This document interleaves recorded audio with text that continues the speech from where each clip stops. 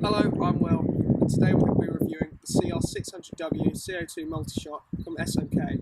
We're also going to be reviewing the richer OPTIK scope.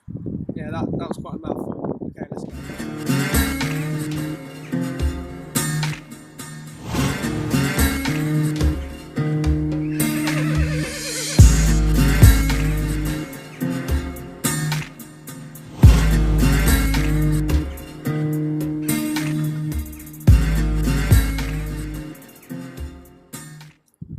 I'm now going to talk about the gun's features. This is what it says on the manual.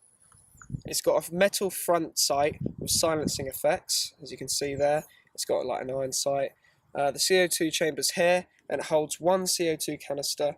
It can hold 3 CO2 cartridges, and they kind of press it in. Or if you don't want to put 3 in, you can use this to push it in and then screw it up. So yeah, it has the option of that.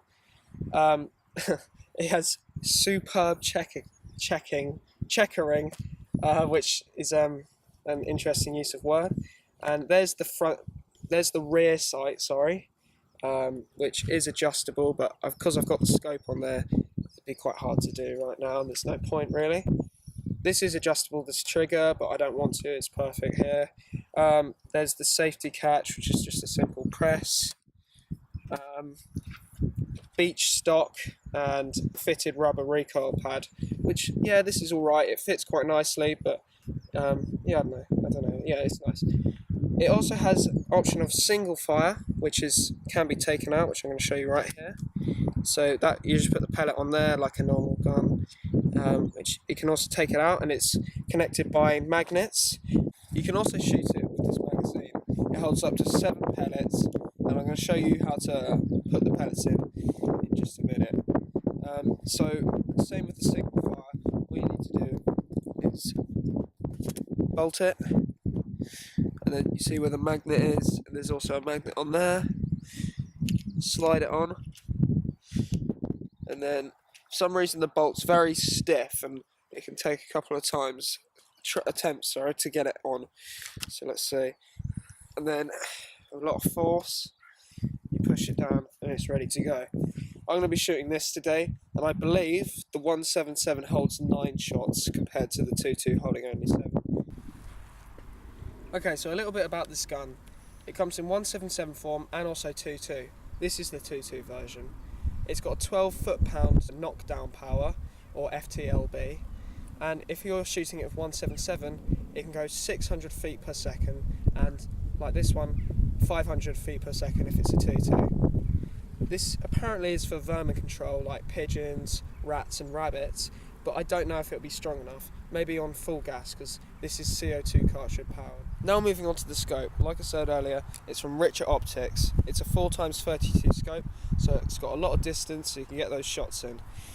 To start off, we'll talk about the lens covers. As you can see, it's got a little tab either side of it. All you need to do is flick it on both sides, and then they're up and ready to go. It stays up like that when you're shooting, and to put them back down, all you need to go is like that. It was quite difficult to zero the first time, but I think it's because it was kind of wonky on the gun. I don't know if this gun's too small for it, but it seems alright. But when I have zeroed it, it seems very good. So here's a closer up at putting it in. So we'll actually start with the single, just so I can show you that. There's the magnet in there. Push it in, and that should stay in place with the bolt in, and it shouldn't fall out when it's not there. Just push that out, same place, magnet there, and just push it in, bang, all ready to go. This is how you load it. So I'm just shooting some Webley pellets here, VMX 22 obviously. So you take your first pellet, and you get this plastic thing. Sorry, I went the wrong way. You slide it round. Now if you let go, it has tension, so it'll spin right around. And then you go to the back, and you get the pellet facing you. So this is what's quite unusual. You put it in facing you, like that. Then you turn it back round. You go to the first hole, and then facing away, you put it in, and the next one, It can be a little bit fiddly, but yeah, you get used to it.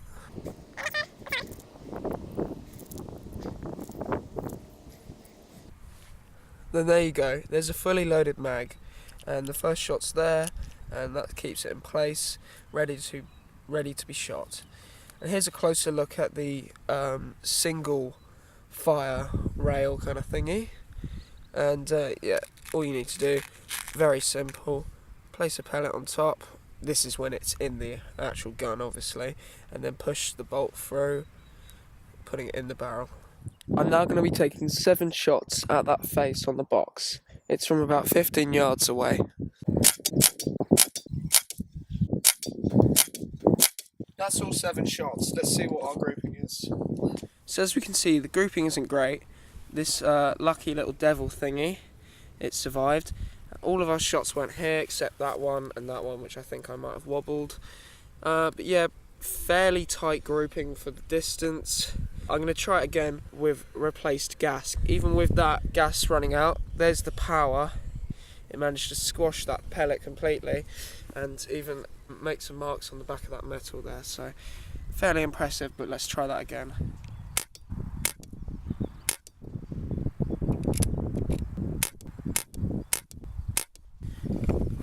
So as we can see, the grouping's worse here, but there's been more on target. So we've got straight through the middle, so that's a kill. On the side of the head, again a kill. A miss up the top. The rest kind of went on the other part. So I'm not sure what happened. I was aiming for the middle of the face. It's quite a big target. I don't know if it's just not sighted or something.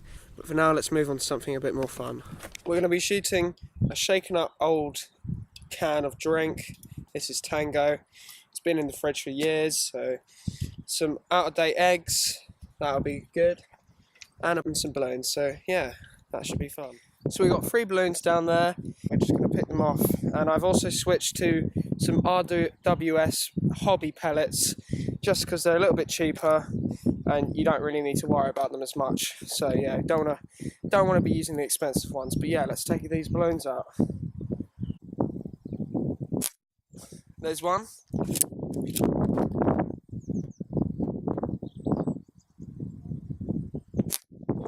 Oh. And the third one.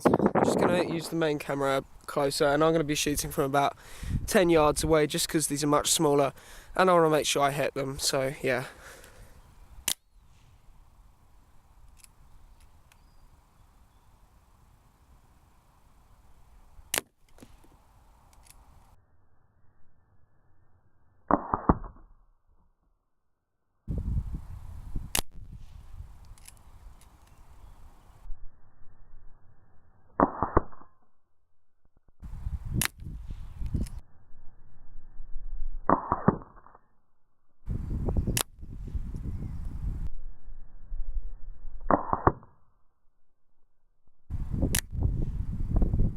Now we're going to blow up this can.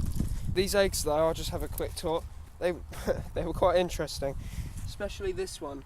I managed to shoot the very top of it off, exploding the egg, but keeping it intact, so I thought I'd take another shot at it and it just went straight through, so there's probably some science behind that. I don't know. That should be shaped up enough. Let's shoot it.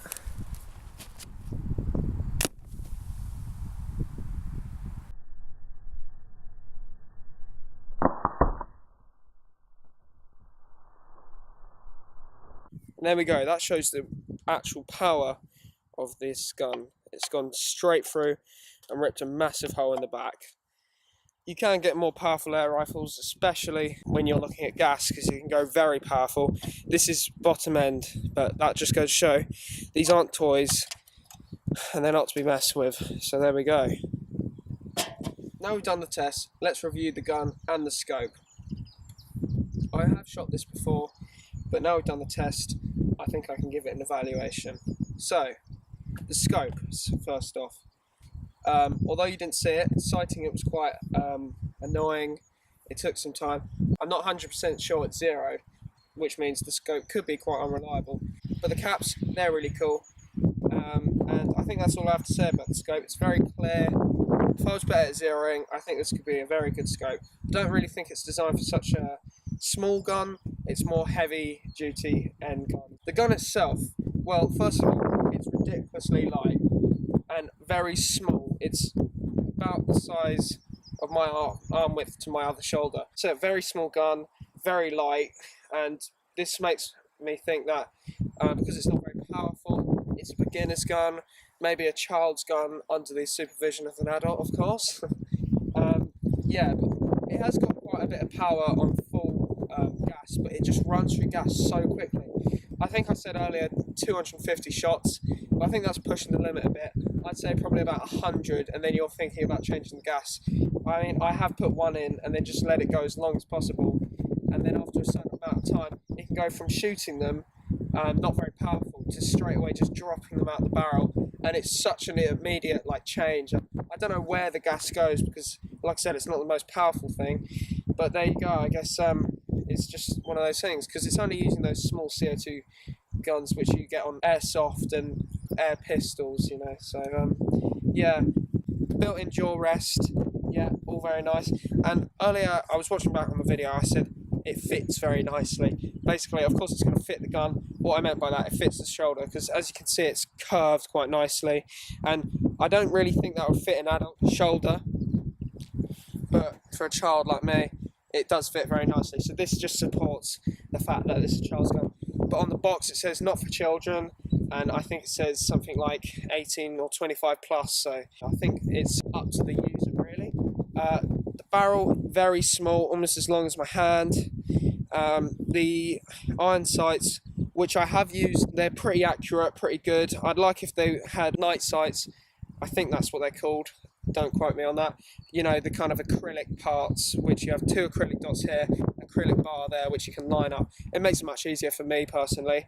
Otherwise, you're just looking at a block, and it kind of gets rid of your field of vision, and it's more you're eyeballing it. So, yeah, the magazine itself, I'm happy that holds 7. I mean, it could hold more, of course, but for a small gun, yeah, it's fine. It fits under the scope well, and the single fire is fine because it's quite basic. There shouldn't be a problem with it, regardless of the gun. Magazines, that's when it gets a bit more complicated. I don't really like how you load this, and like I said earlier, I've only shot 2 magazine guns. It might just be the standard thing, and Gamma found a very clever way of avoiding that. Or this might be very unusual, or it just might be half and half. I'm not sure. You'll see in my next video about the Gamma Fox. So one problem I have with the magazine, if you finish shooting and you've shot a couple of pellets but not all of them, you either have to shoot all of them, which could seem like a waste, because of course you need to take the magazine out to put it away to make it safe, just basic knowledge. Pull the bolt back, slide it out.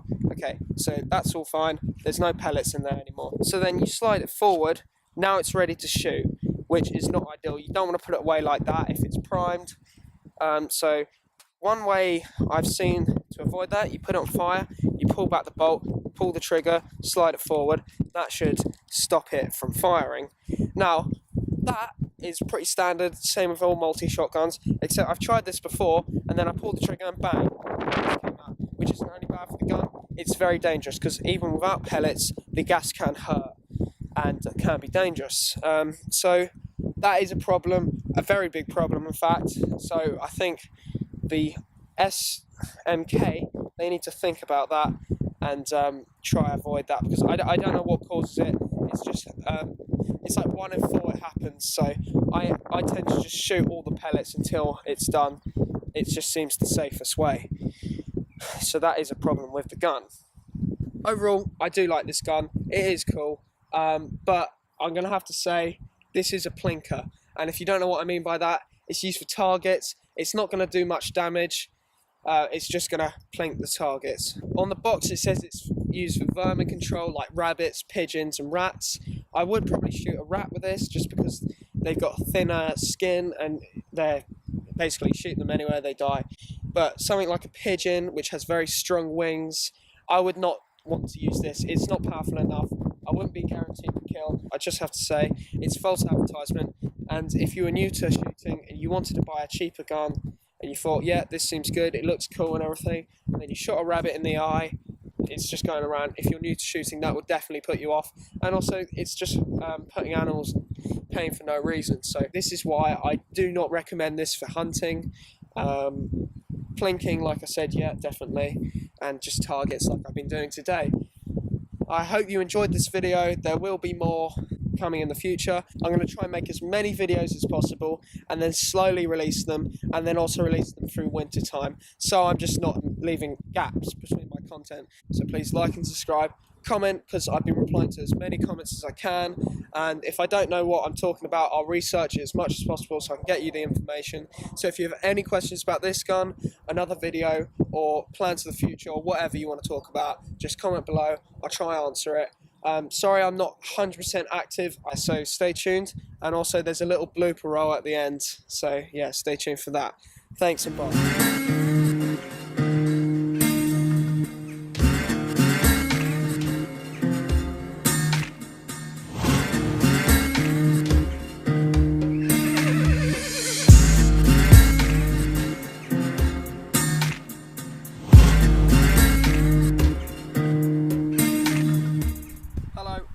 And in this video we're going to be reviewing the cr600w CO2 multi-port. Hello, I'm Will, and in this video we're going to be